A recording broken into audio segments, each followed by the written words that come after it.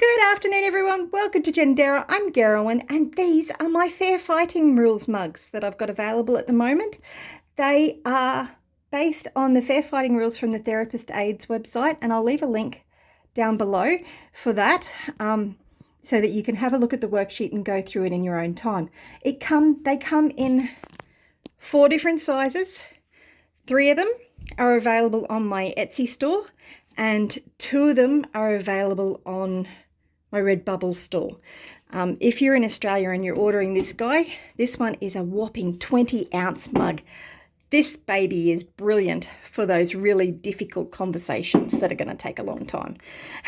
The beauty of these is you can stick a nice hot drink in there, be it a chamomile tea or a hot chocolate or a coffee, whatever's going to help you to remain calm during a conflict or conversation that is a difficult conversation.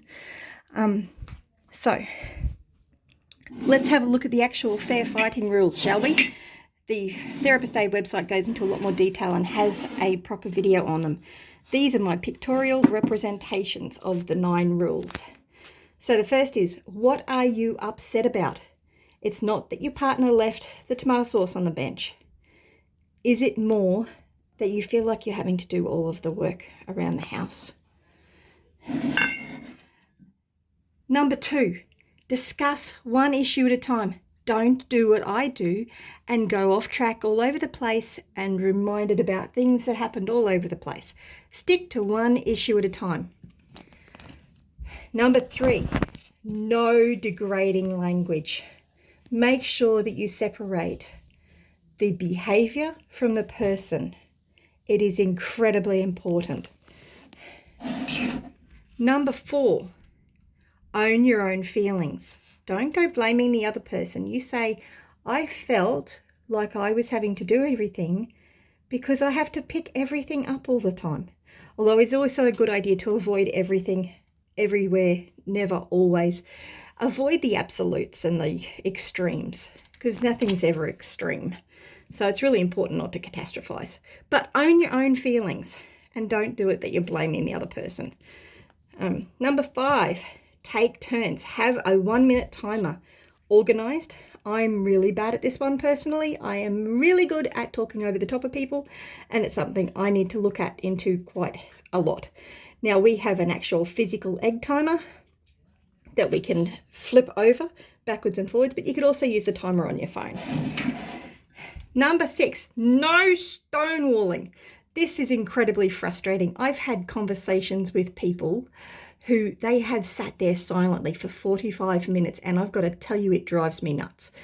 No stonewalling. No yelling.